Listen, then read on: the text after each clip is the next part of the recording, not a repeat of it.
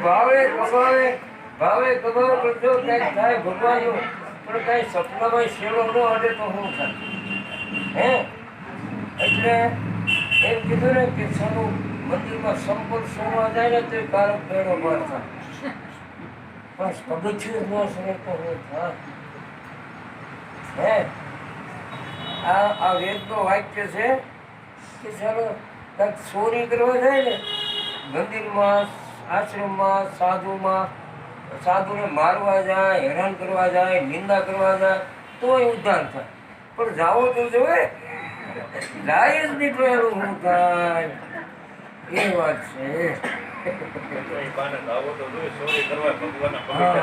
હા તો ના એ માણસ જાણે ને તો ઉદ્ધાર થાય એટલે ખબર છે તો ઘણું કારક કામ લાગે હા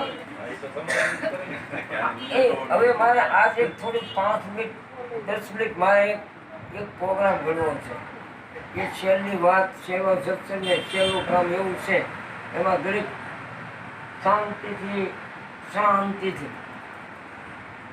આ તમને કાંઈ નહીં મળે એવું આ એક થોડીક ટકોરની જરૂર છે મારે કરવી છે એ પેટ શાંતિથી તો હવે તમારો વારો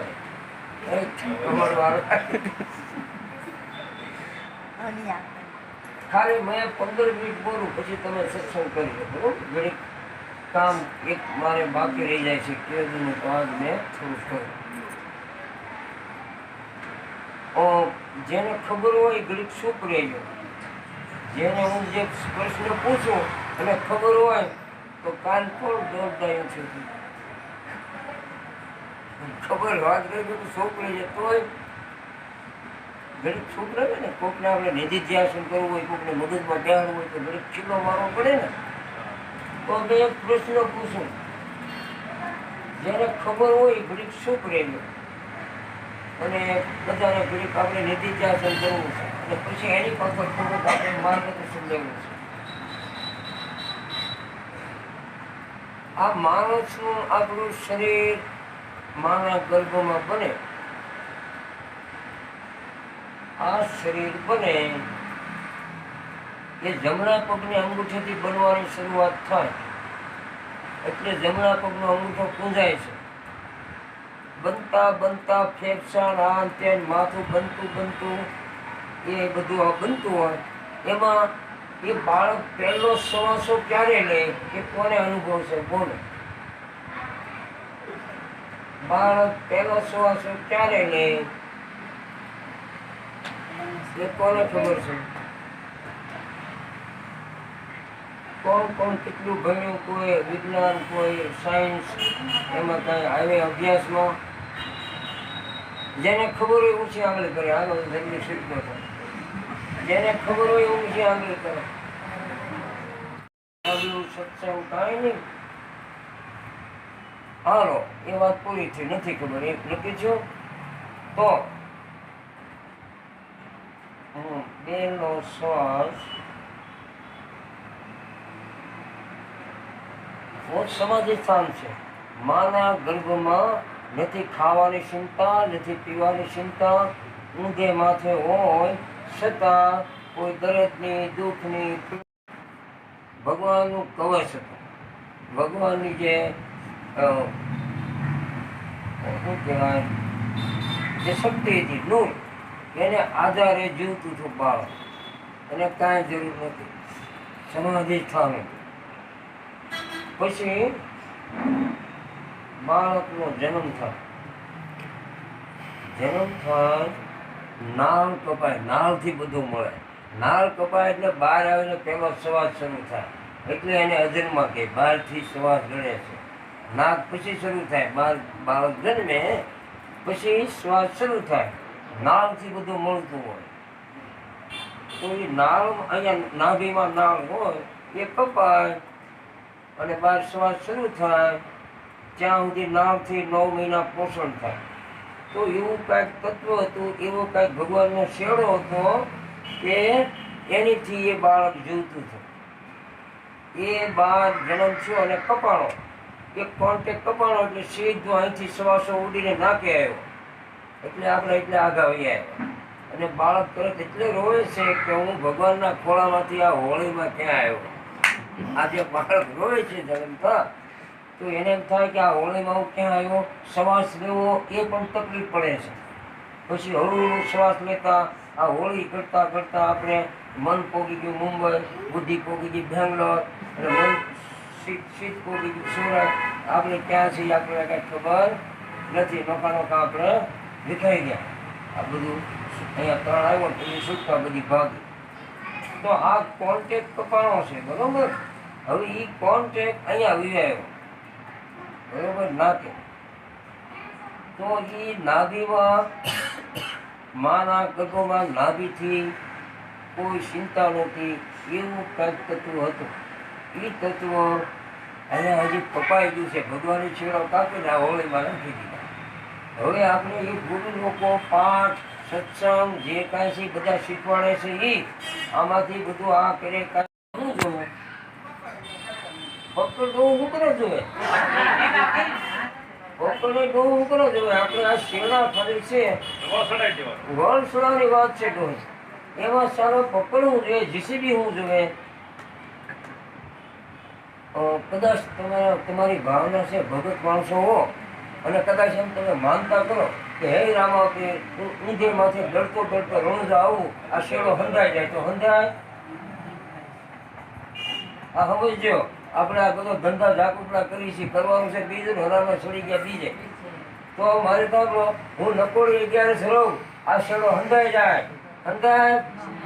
હું મેરડીમાં એક ખટાનો શ્રીફળ ચડાવીશ, આ શેડો હંધાય. હું હરિદ્વાર જઈને હકાભાઈ રોકડું કાપીને ભંડારો કરી, આ શેડો હંધાય. હવે તમે વિચાર કરો, હું આખો દી ગુજરાત વગાડી, આ શેડો હંધાય. હું ભાવનગરની જેમ મરી ચાવડી કીર્તન બોલ્યા કરીશ, આ શેડો હંધાય. હે હું દર પૂર્ણે દર બીજે હારીને દર બીજે પાઠ કરીશ, આ શેડો હંધાય. હવે હું તમે કરો છો?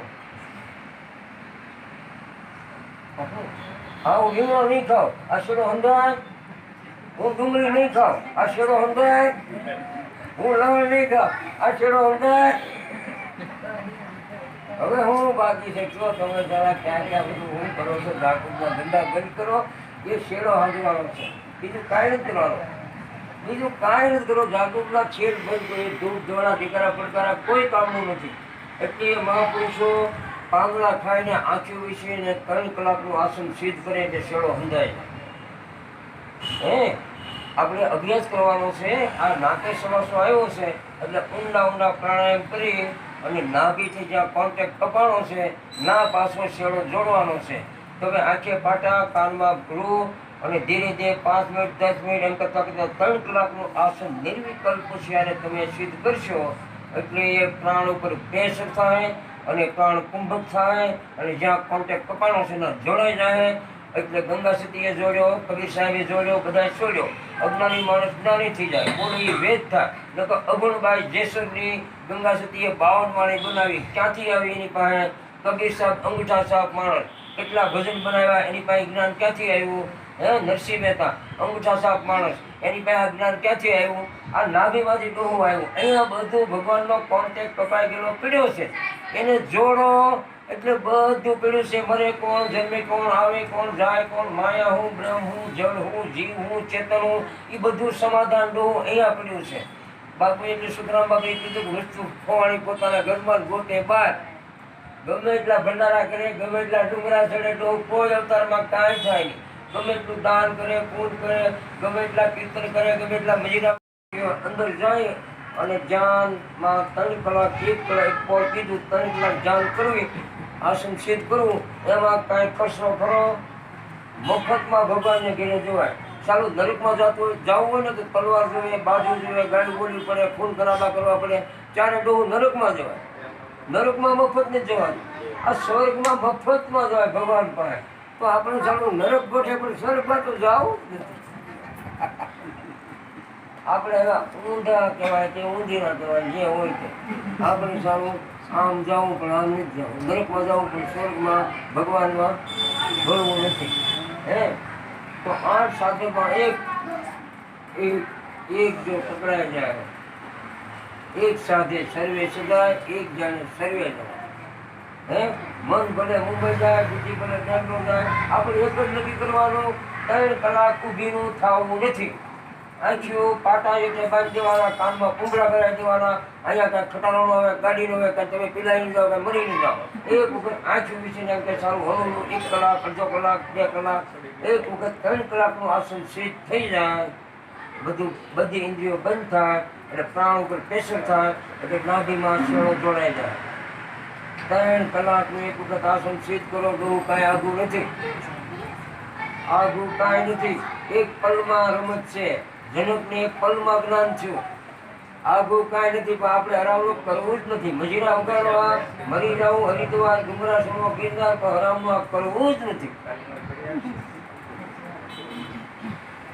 આઘું કાંઈ નથી. ગુરુ છો, તમે ખુદ આત્મા છો. હે જેણે હાંજ્યા એ પૂજાઈ ગયા, બાકી મજીરા વગરતા રહી ગયા. આજ હાંધો 500 જન્મ પછી હાંધો, કે જે બી હાંધો તે દી થાય, બાકી આની સિવાય કોઈ અવતારમાં છૂટક્યો નથી. આ વાત જો પકડાય તો પકડજો, એટલું જ સત્ય છે, બાકી બધો ખેલ છે. હારો સદગુરુદેવ, મારો ખેલ પૂરો. હવે તમારો મજીરાનો શરૂ. હાલો બોલો.